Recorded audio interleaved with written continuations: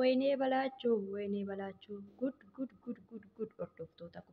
Nagaan dagannee dhageenyi fi araarri waaqayyoo bakka isin jirtanitti isiniif haa baay'atu jirtu nagaa keessanii anis nagaa koo dhagalata waaqayyoo har'as egaa waan haaraadhaan walitti deebinee jirra jechuudha. Warroonni chaanala koo haaraa taatan chaanala koo subscribe godhaa viidiyoo koo isinitti immoo laayik gochuun dagatinaa jecha har'a egaa wanta isin fayyada jedhee yaadu tokko qabadhee isiniif dhufe innis egaa hordoftoota kiyyaa koornisii jiiksamii mana keessan keessatti hojjechiifattanii ampuulota babbareedaa itti galchuun dirqama keessan ta'a jechuudha. Dirqama keessanii jiiksamii hojjechiistanii ampuulii ishii xixiqqoo itti galchuun sirumayyuu hin ta'u jechuudha. Jiiksamii bareedduu sana irratti jechuudha. Jiiksamii yeroo hojjechiifattanii ampuulii akka kanaa kana galchuun baay'ee nama sheemessaa baay'ee qaanidha jechuudha. Kanumarraa kan ka'e egaa har'a anis manni kiyya keessa jiiksamiidhaan hojjetame koornisiin isaa jechuudha. Ammaaf garuu koornisii isaa ani ibsaa ishii kanaa jechuudha. Ishii zeeroo kanaan fayyadamaa jira jechuudha. Garuu har'aan kan ammoo ampuulota mimmiidhagaa ta'an saalonii kootiif kichinii akkasuma kutaa ciisichaa kootiif mana kootiif kan ta'u ampuulota biteen jira jechuudha. Ampuulonni kun baneen isinitti agarsiisaa dhugaa dubbachuudhaaf gatiin isaanii qaalaadha jechuudha. Egaa akkuma jalqaba irratti dubbadhe koornisii bareeda mana keessan keessatti yeroo hojjetattanitti ampuulota akka kanaa galchuun baay'ee sinqaanessaa. Kanaaf jiiksamiin koornisiin jechuudha ampuulii bareedduu wajjin gugurdaa ta'ee diizaayinii garaagaraa qaba wajjin bareedaa yeroo ibsattanillee laayitii qaba.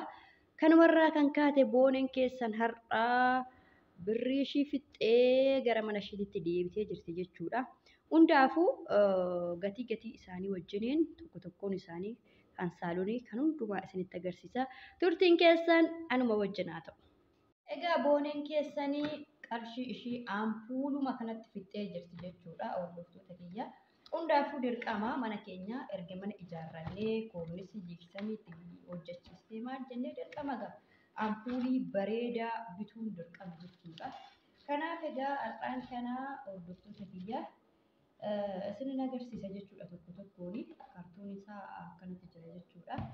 Gatii isaa hundasaa waan hundasaa mi'oota isaa isinin agarsiisa daddafee viidiyoon itolaa kan dheeratan jechuudha. Egaa kuni ampuuliin kun jechuudha kan saaloniiti jechuudha. Kan saaloniiti gatiin ishii 2,100 jechuudha. Gatiin ishii 2,100 jechuudha. Hundaafuu daddafee isin agarsiisa maaliif viidiyoon akka dheerata jechuudha. Akkasuma ampuuliin kun ampuulii kichiniiti jechuudha. Inni amma isinitti banee isin agarsiisaa jiru kan kichiniiti. Kichiniitti dirqama yeroo ampuulii galchatanii ampuulii sirriitti ifuu qaba jechuudha. Maaliif ampuulii hin ifne bituu hin qabdan jechuudha hordoftoota kiyya. Kanaaf kaartoon isaa akka walii galaa jijjiirratanii. Egaa ampuuliin kichinii kun immoo akkanatti jira jechuudha. Haala kanaan jira. Kan sirriitti ifuudha jechuudha. Kan kanaa gadiis jira kan gatii qannasus jira. Ampuuliin kun qarshii meeqan bitame yoo jettanii qarshii 750 bitame jechuudha. Kan kichiniiti baay'ee tokko ifa jechuudha. Dirqama kichinii keessatti immoo waanuma ifu fayyadamuu qabdu. Waan dimimmisu gatiidhaaf jettanii waan dimimmisu mana nyaataa waan ta'eef bituu hin qabdanii isiniin jedha. Egaa iddoo gurgurinaa hordoftoota kiyya. Akkasuma ganaa xixiqqoollee isin agarsiisa. Ampuulii kana immoo baay'een jaaladhe jechuudha. Baay'een jaaladhe baay'ee natti tolte jechuudha. Ampuuliin kun gatiin ishiillee isa kaanirraa baay'ee tokko qaaliidha. Ampuuliin kun kan kutaa hirriba keenyatti jechuudha. Gatiin ishii 2,100 jechuudha. Ampuuliin kun amma immoo kan saalonii jalqaba xiqqaa isin agarsiise kan saalonii immoo guddaatu jira jechuudha. Ammas guddaa kan kana fakkaatutu jira. Kan saalonii hedduudha jechuudha. Xiqqaa tokko guddaa tokkoo fi kan gidduu galuutu jira jechuudha. Kanaaf egaa kan saalonii kana immoo isa guddaa isin agarsiisa hordoftoota kiyya. Kan saalonii inni guddaan qola wajjin isin agarsiisaa jira jechuudha. Qola irraa baases isin agarsiisuu nan danda'a. Garuu diizaayinii kanaan jira jechuudha. Isaati kun duuba isaati. garuu immoo kan saalonii kuni kana fakkaata jechuudha inni guddaan. Iddoo lamaa xiqqaa isinitti agarsiise kun guddaa isaatii gatiin isaa qarshii 3,000 jechuudha. Kuni akkanatti gatiin isaa qarshii 3,000 jechuudha ampuuliin. Viidiyoo keessatti eelee fakkaata garuu ampuuliin kuni kan saaloniiti jechuudha.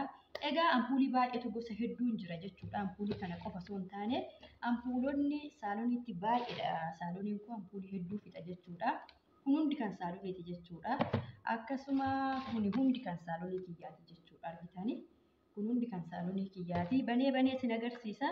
Waa hundaafuu viidiyoon na jalaa daddaba jedheetani jechuudha. Akkasuma kunis kan saaloniiti jechuudha. Kana firee lamaan bite kuni qarshii 300. Kuni gosuma tokko waan ta'eef qarshii 300. Kana immoo kalarii biraa firee lamaan bite jechuudha. Isaanis kuni hadiidha. Laala kalariin isaanii tokko miti jechuudha. Kalarii filadhee firee lamaan bite jechuudha. Akkanatti qarshii 300 jechuudha.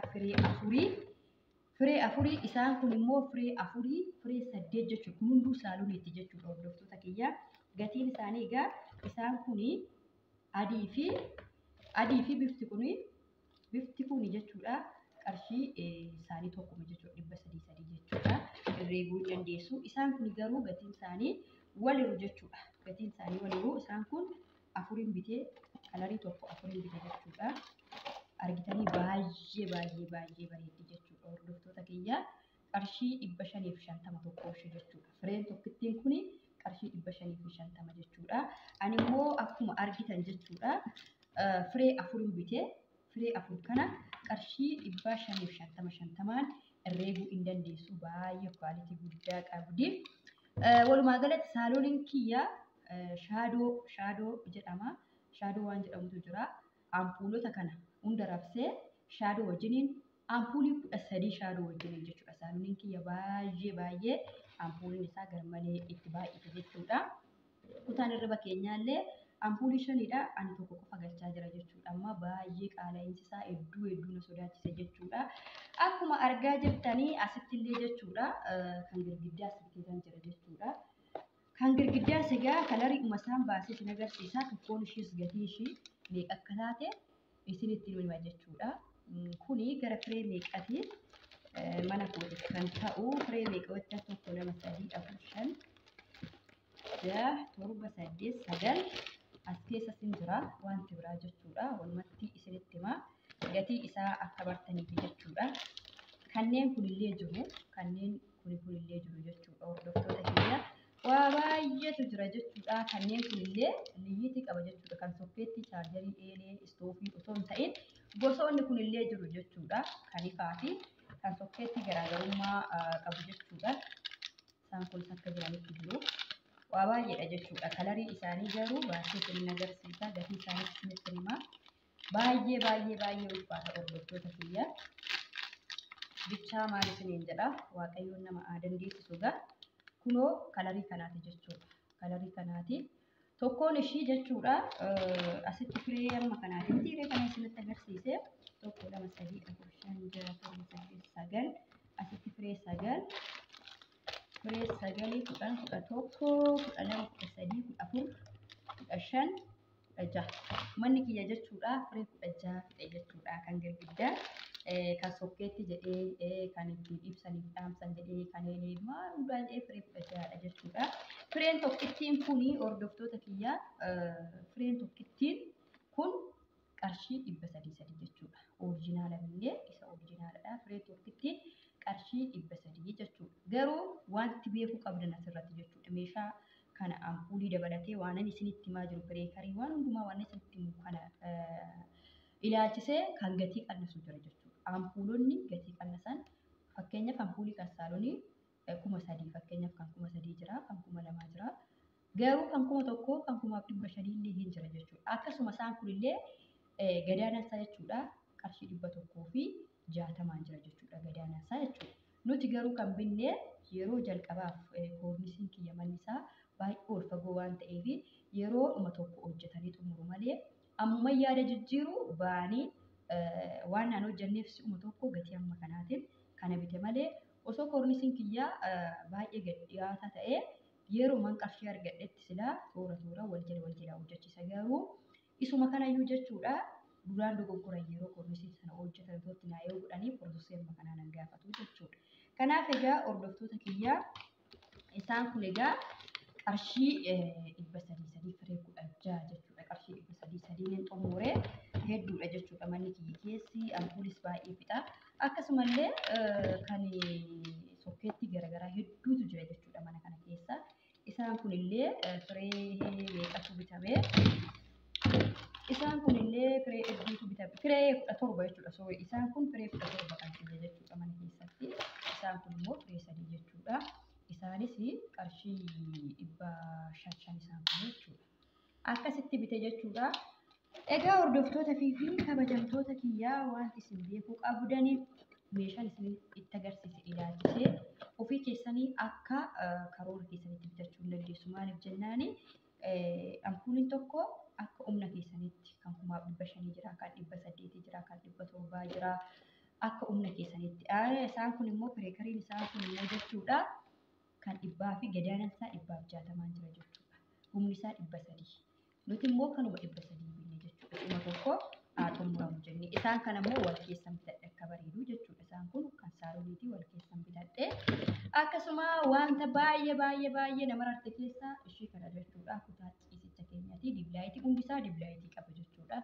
Akkas isiniin jedha namoonni ampuulii bitachuu barbaadan illee nu dubbisa. Ampuulota babbareedduu kun bakka ofii kootii bitadhe. Isinii bituu nan danda'a. Isiniin jedha. Egaa hordoftoota kiyya viidiyoon kiyya har'aa kanuma fakkaataa waan isin hin galle immoo yoo jiraate nagaafadhaa isiniin jecha kunoo ampuulota akkanaa eddaa jiksanii hojjechiistanii ampuulii akkanaa fayyadamuun baay'ee nama qaanessa jechuudha. Ampuulonni ishiin kun birrii 150 jechuudha. Kanaaf ishee akkasii kana fayyadamuun baay'ee tokko nama qaanessa. Kanarraa kan ka'e immoo dirqama keenya maal gochuu qabna birrii keenya itti balleessinee wanta gaarii wanta mana keenya bareechuu danda'u wanta gaarii wanta bareedaa bitachuu hojjechiifachuu mana keenya miidhagfachuu dandeenya. Wanti mana caale tokko yoo hin jiru isiniin jecha. Egaa viidiyoo kiyyaa yoo isinitti tole yoo jaalattan laayikii godhaa, hiriyoota keessanii sheerii godhaa.